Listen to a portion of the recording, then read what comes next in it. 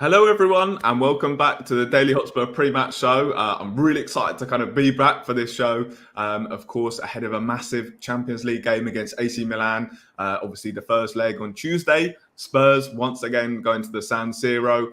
You know, had some very special memories over there at that ground over the last couple of years. And just excited to kind of get back there. And look, I thought we'd be coming on this show. I knew that I'd wanted to get this guest on. I think we were going to be bouncing off the walls after maybe a good performance against Leicester in the Premier League, a good, clean weekend, but we support Tottenham. And unfortunately, we can't have nice things all the time. So, yes, I'm delighted to say I've got my good friend, Simone Delumo, and Spurs fan and AC Milan journalist. So literally don't think I could have got a more perfect guest than this. So, Simone, how are you?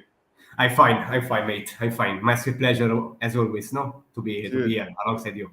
Yeah, no, I mean, thank you very much for coming on. I really appreciate that. Obviously, just a massive game this for Spurs. One, we want to kind of, this is the kind of the competition we want to be playing in. These are the nights that Spurs fans all want. So, yeah, just really good to kind of have you on and talking about AC Milan. So we're going to talk a bit about AC Milan, as I said, and we're going to talk a bit about Tottenham as well later on.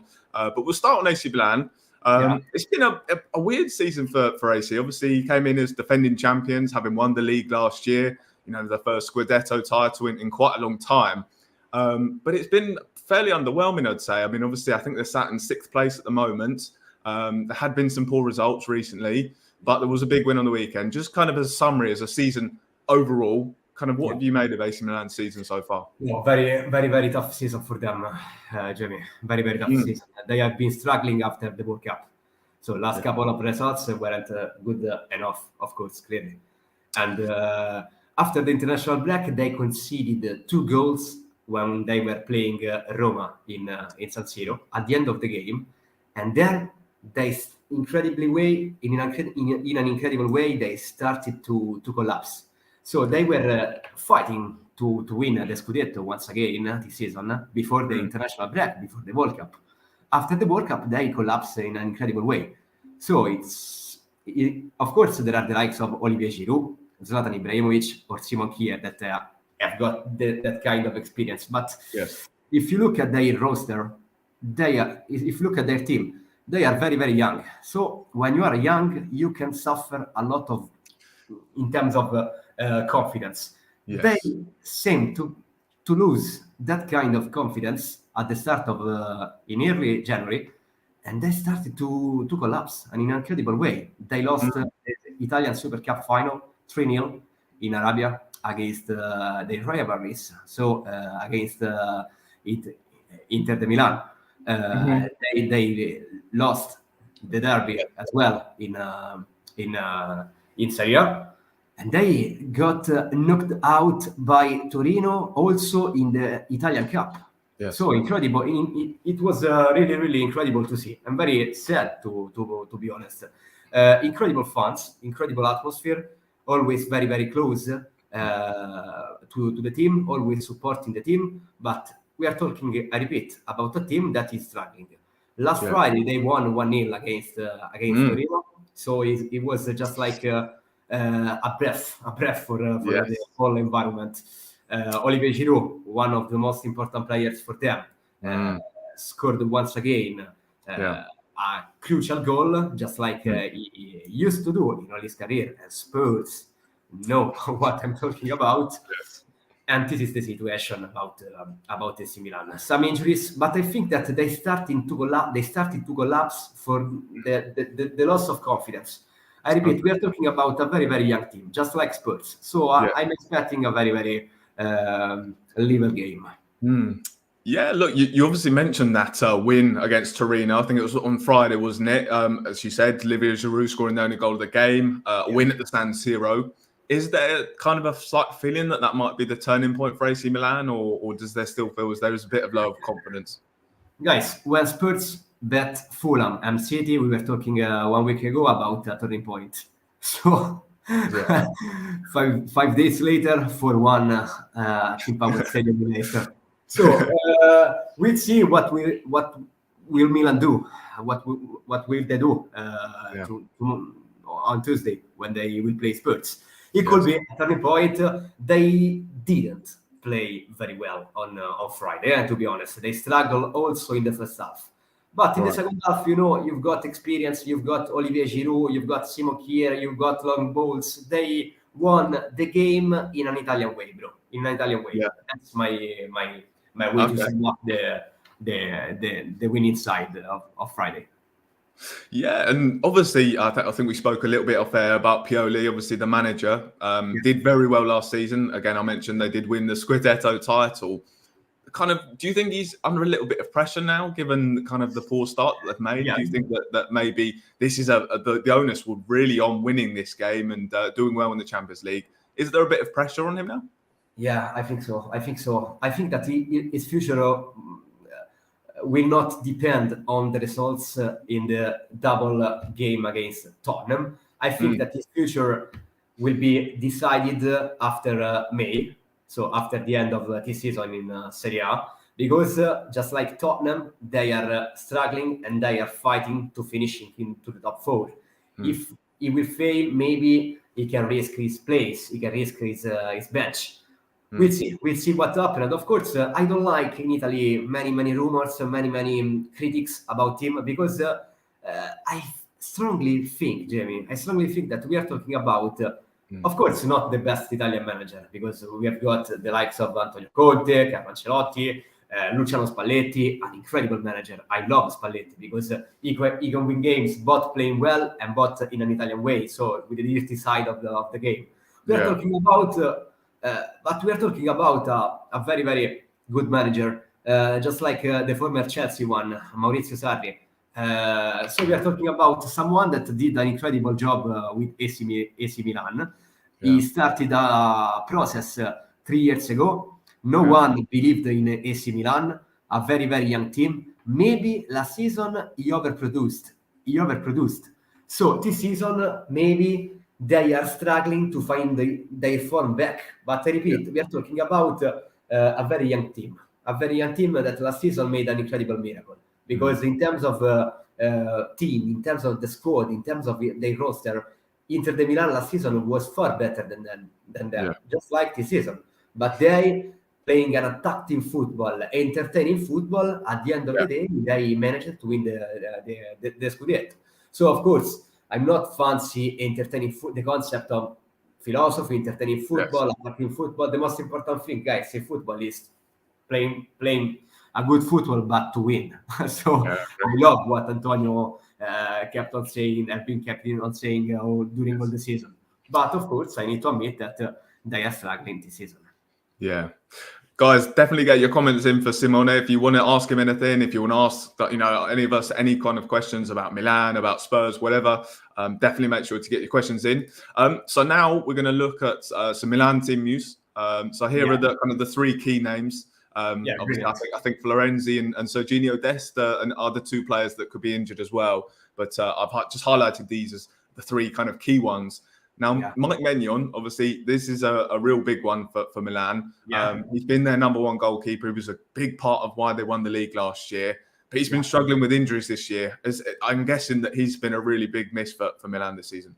Yeah, definitely. Jamie, 2 years ago when AC Milan lost Donnarumma as a free transfer because he decided to not extend his contract and join PSG, everyone around Milanello was absolutely scared.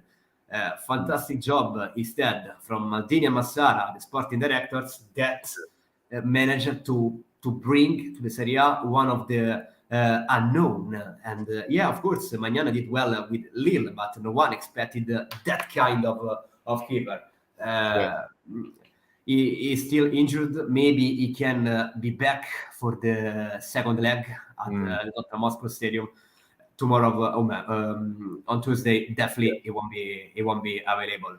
Benacer, I'm not talking about a top player. Benacer recently decided to extend his contract, but for me he's not a top player for AC Milan. Maignan is a massive loss. Benacer is a good player, but I think that AC Milan this season struggle to find to feed the void that Frankesi left when he decided to go to Barcelona. So the best midfielder for them is Sandro Tonali, Italian future, fantastic player, complete midfielder. Benacer is a very good player. He can play the ball, of course. He can shoot from distance, but we are not talking about someone that can change the dynamic of AC Milan. Tomori, someone that came from Cobham, the academy of Chelsea, decided to build his career in Italy. Fantastic deal for AC Milan. I didn't understand, to be honest, why Gareth Southgate, the Lions manager, didn't select him for the World Cup, because for me, he could play a good part for them. I don't consider Tomori as a how can I say, maybe a lower level than Maguire or lower level than the same guy, for example. 100%. So this is my truths. Tomori and Benacer, both they were playing today. They were training today in Milanello, so they are completely back. Yeah. And Stefano Pioli is smiling for this double important news for them. Tomori can change the dynamics of the defense. If Benacer, for me, in my opinion, does not change the dynamic of their midfield, for me, Tomori can change the dynamic of the defense. AC Milan were struggling when they didn't have such a very good center back like Fikayo Tomori. So I think that the back three will be Tomori, Simon Kjær, the experience of Simon Kjær, and maybe Kalulu. That's interesting. I mean, definitely a player that I'd like to focus on a little bit is Tomori. I know obviously there'll be some England fans watching, and 100% echo your thoughts, Simon, in terms of, why was he not selected for the World Cup? But kind of how good are we talking? How good are we talking in terms of a player? Is he a guy that has got lots of potential? Is he a guy that's performing right now? Kind of how good do you see Tomori becoming? And is he more than just potential? Yeah, what I love about Fikayo Tomori is that he's very calm when he plays. He is just 22, 23, but he is playing in Serie A just like he was 32, 33. We are talking about someone that managed in some way to have an incredible experience, and he is playing with calm. He's a very good in terms of marking the man, beating the man because he's very fast. So he's got a lot of speed as well in his characteristics. So we are talking about someone that has got, of course, the full potential to develop, an incredible potential to develop and to become a starter for England one day. I don't know, maybe his price right now, I don't think AC Milan want to get rid of him, but I think that we are talking about a 50 million pounds player right now. So he's an incredible player. Very good. Yeah, I mean, I think a lot of England fans would agree with you there, and I think it was a real shock to not see him in that World Cup squad. So we're going to get your or the maybe predicted lineup or kind of the lineup we were expecting to see for AC Milan. Now, obviously, the player that we did mention just a minute ago, Mike Maignan, he's not going to be in goal. It's Tatarushan in goal. How are we feeling about that? Because I know from that's the weak link for them. That's the weak link. For AC Milan, because of course when you are looking for the backup keeper, everyone in Italy, every big teams in Italy have got a very good second keeper. For example, Napoli has got Gollini, Fiorentina got Sirigu, Juventus got Perin. We are talking about very good keepers. Tatarusanu is not at that level, and if you don't have Maignan and you play Tatarusanu in goal, you can risk. This is a clear weak link for them, and I'm sure Harry Kane knows it. Okay, yeah. I mean, from what I've heard of a lot of Milan's kind of Milan fans speaking about him, 100% kind of agree with you in terms of being that weak link. I think against Chelsea in the Champions League, it was, you could really see what they were missing in that game. But yeah, obviously it's going to be interesting. And I think that's a great point as well at Harry Kane. He's got to know that they've got to try and test him in this game, because I think we all know that Maignan's probably going to be back for that second leg, and he's a fantastic shot stopper. So yeah, this is the game to really test him in. Calabria, I mean, is this obviously a guy that you'd be expecting to start as the right wing back? Is this a guy that's usually starting in that position? Jamie, Calabria is a right back. Stefano Pioli decided to turn his system, to change his system, He's Yes. playing with the back three, sliding with the back five, of course, just like Antonio Conte 2 weeks ago when he decided to change something. And we are talking about an incredible news because AC Milan in their history have always had the back four, never the back three. Never, absolutely never. So Calabria knows how to defend, but this system helped Pioli to help as well Theo Hernandez to show his full potential in attacking the space, because Theo is an incredible left back. For me, he's a proper left wing back. He is perfect for that 100%, position because he knows how to attack. He can devastate. He can devastate every single opponent. We are talking about one of the best players. He was a starter for France, so not for a bad side. We are talking about one of the greatest left back right now in Europe, guys. 100%. He can struggle a little bit when there is someone that want to go 1 versus 1 with him. So I'm expecting Dejan Kulusevski on him, trying to beat him. So he can struggle when he need to defend. But of course, when you give him pitch to attack, space to attack, he can be absolutely lethal. Yeah, I mean, it's interesting that you mentioned about that formation change. Was that something that recently happened? Yeah, absolutely recently. 2 weeks ago, Jamie. We are talking about a club that played with the back four for their entire history. Wow. Purely 2 weeks ago changed, maybe because he can go 3-4-3 against 3-4-3 against Antonio Conte. So it can be a way to see the lineups, a way to see the tactics of the game. So I think that maybe he needed more players more deep players in the defensive line. For sure. Obviously, there were some other players that I did want to talk there about. We've highlighted some of them, the kind of the key men that we're looking at for AC Milan. You mentioned one there, Theo Hernandez. I think a lot of people will know about how good he is, and obviously you touched on it there.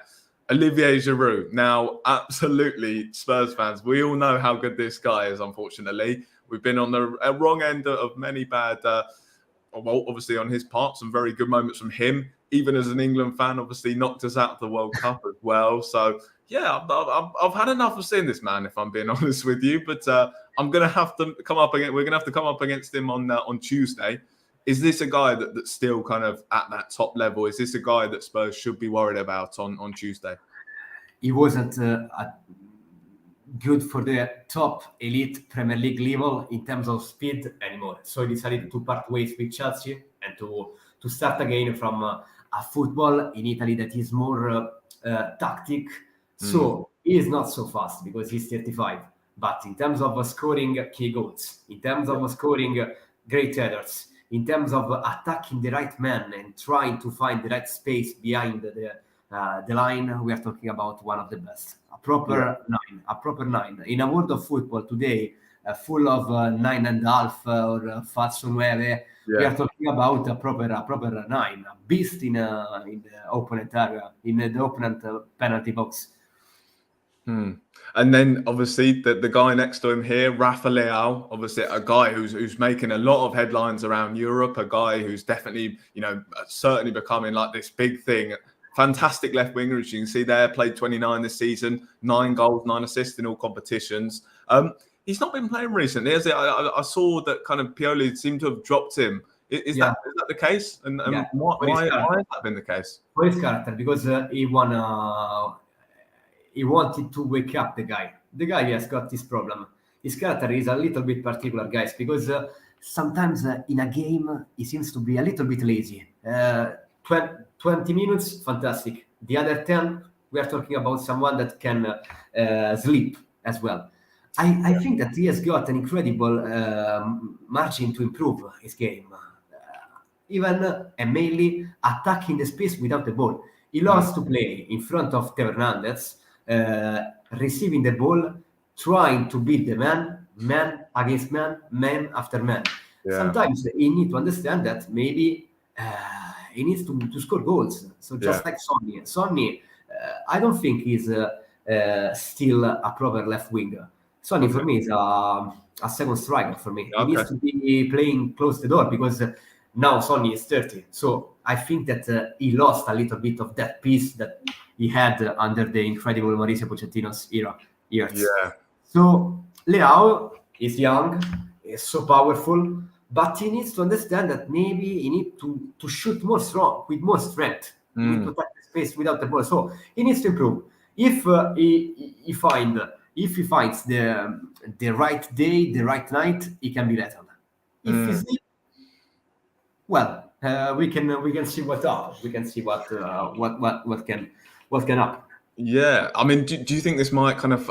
We mentioned this left side here, Rafa Leao to Hernandez, obviously delivering balls into Olivier Giroud. It's scary. I'm getting a little bit scared now talking about it. But do you think that might kind of decide who will play right wing back? And do you think that it'll either be Pedro Porro or Emerson Royal trying to stop? I think Emerson Royal, because he showed that at least he can defend. He can defend in a good way, because he absolutely bet 10 days ago Jack Grealish. Jack Grealish, of course, played as a left winger just like Leao, but Jack Grealish is another kind of player. He has got other characteristics. Of course, when you need to defend Jack Grealish, is easier than when you have to defend against Rafa Leao. That's my idea. Yeah. I think that Emerson Royal will start. We start because Pedro Porro didn't play well on his debut against Leicester. He was suffering a lot, James Maddison. So I'm expecting definitely Emerson Royal to start.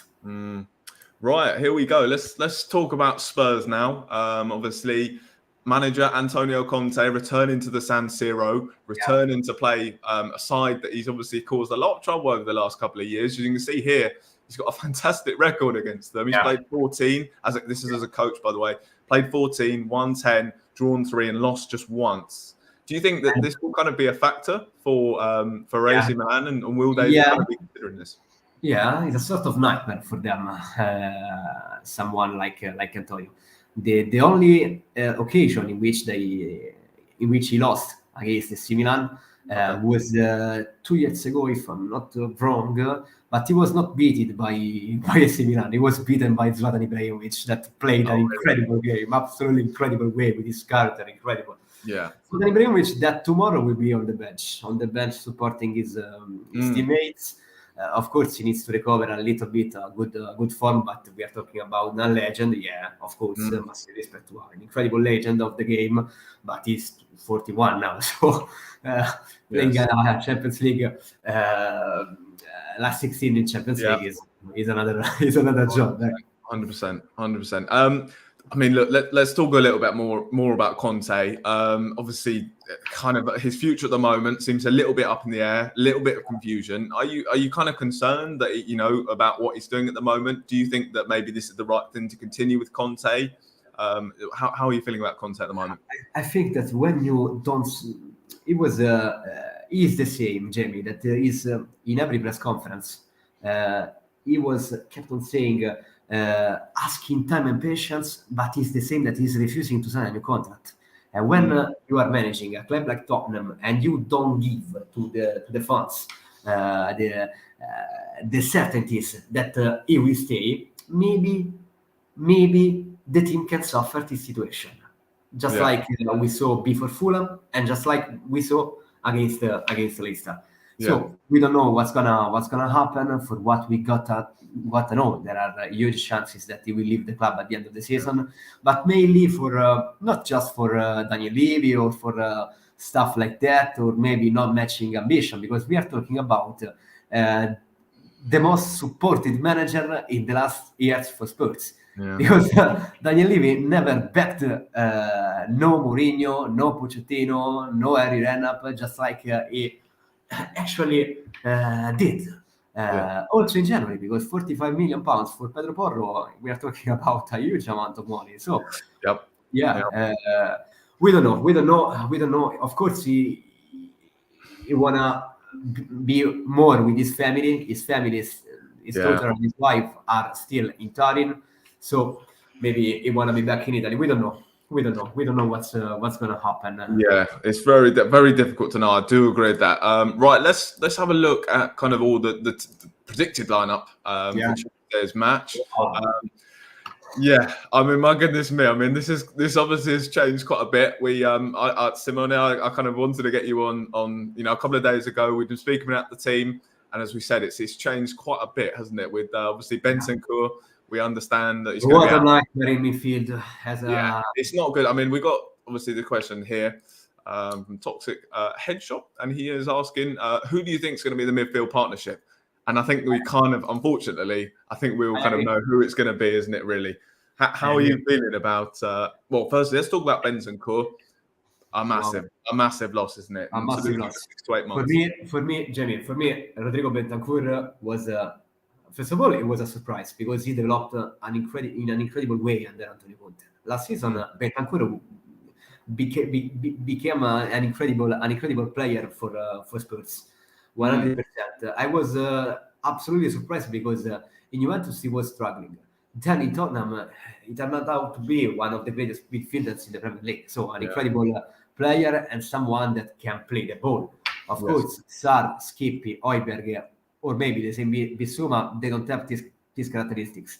Bentancur is the only one that can play the ball, can move the ball in the right way, can be the proper and the real playmaker for Antonio. So I completely agree with the past comment because I won't be surprised at all to see maybe Eric Dyer playing. What do you think? That'd be interesting. Yeah. Okay. Yeah, because he used to play in that position with Mauricio Pochettino in the first years in Spurs. He was an old midfielder. Then Antonio decided to move him back as a center back in the back three. So of course you've got Lenglet, you've got Ben Davies. Maybe Lenglet can play in the middle and Dyer can play midfield because the Sarri skip San Siro away, last 16, UEFA Champions League, 100 AC Milan fans around them. Maybe they can suffer this kind of atmosphere, this kind of of course, last 16 UEFA Champions League, we are talking about games in which you need experience, and of course the likes of Sonny, Ari, Eric Dyer as well, the same Ivan Perisic. Absolutely, 100% agree. But of course, if you think about your lineup, we are looking at very, very young squad. Romero, Sarr. We are talking about the same Dejan, Kulusevski. That Emerson's only 23, isn't he? As well. Emerson 23. I don't think before Tottenham he played a single Champions League game because he never played for Barcelona in Champions League. He had the 2 loan spells at Betis Sevilla, but he didn't play in Champions League. Maybe UEFA Europa League. Yeah. Okay. I mean, look, we were talking about the team and how we thought Spurs might line up. And one thing you did mention to me, you were a bit fed up of 3 at the back. Is how are you kind of feeling with this formation? Do you think that this is the reason why you need to change something? I will be in this situation very unpopular because there is a reason why Antonio Conte, that is regarded as an elite manager, and rightly so, a manager like him never, and I'm gonna say never played a single Champions League semi-final. He only once played a Champions League quarter-final. He failed with Juventus, he failed with Chelsea, he failed with Inter de Milan. 2 seasons in a row in Inter de Milan, he never managed to not last 16. He never either in both occasions, in both years, he failed to go through the group phase. So we are talking about a very, very low level in Europe when we talk about this kind of situation. So his record in Europe is not as high as his reputation, and I think that this team is perfect to play with the back 4. But his chronic problem is that he is absolutely unable to go against his ideas.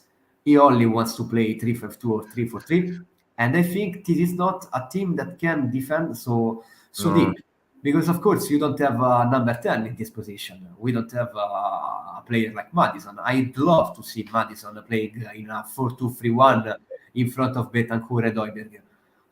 with a back four. Mm.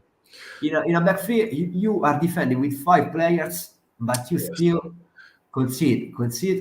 Yeah. He was asking about Nasty, this concept, Nasty, and he won 1-0 at Craven Cottage against Fulham. He won 1-0 against Man City. But the back five can work, can think, can click when you play against big teams because you need to defend. When you play Yeah. against City, you already know that they are going to have the ball all the game, so you need to defend. When you play against lower teams, just like Leicester, for me are too much. For me, Leicester with Brendan Rodgers, we are talking about someone that give you the right space in midfield. And when you just have just two midfielders, Bentancur and Højbjerg, you always have 2 against 3 in a center zone for the game. So I'm saying that I'm bold to see Spurs playing with the back five. I'm bold. And I already know that Antonio will never change his system. No. This is the one issue for me. And to be honest with you, I've had my first genuine concerns about Conte and kind of the way that he plays against Leicester, because I think it's a real sign that he is just so stuck in his ways of how he plays, as you said. I think we can only seem to play one kind of way. We only seem to be able to play when teams come at us, like with Manchester City. I don't think it was any coincidence that we saw us beat Man City 1-0 because a team that comes at us, that gives us lots of space that we can counter against. But then we lose to a team against Leicester where we have less space and kind of it's very much a different opposition. So yeah, it's been very frustrating. Speaking of frustrating, one player who has been rather that this season is Heung-min Son. Do you think? I think he's only scored on 2 occasions in the Premier League this season. Obviously, one of them he did get a hat trick in. So there you can give him that. But look, he's a guy who's been underperforming. Is this a guy that maybe needs to be rested? And of course, you've got that option to rest him. You've got Richarlison. So what are you feeling with Sonny at the moment? Yeah, I think that he's not anymore, at least this season, a man that is decisive. For me, the most important men for Spurs were Bentancur and Harry Kane. Sonny is a fantastic player. One season in this way, it's natural. He can have a bad season. Of course, we are talking about someone that has been brilliant for so many seasons for Spurs nowadays. So this season is normal. If you decide to rest him and play Richarlison, I don't think the level will drop. I don't think. Richarlison is a top player. He can play as a left wing in a 3-4-3. That's the perfect the perfect position for him. That's the perfect position. For me, Richarlison is far better left wing than a proper right wing. When he played with Sonny and Harry, he suffered a lot. So for me, it's all about Kulusevski, Kane, and one, and you need to pick one between Sonny and Richarlison. Yeah.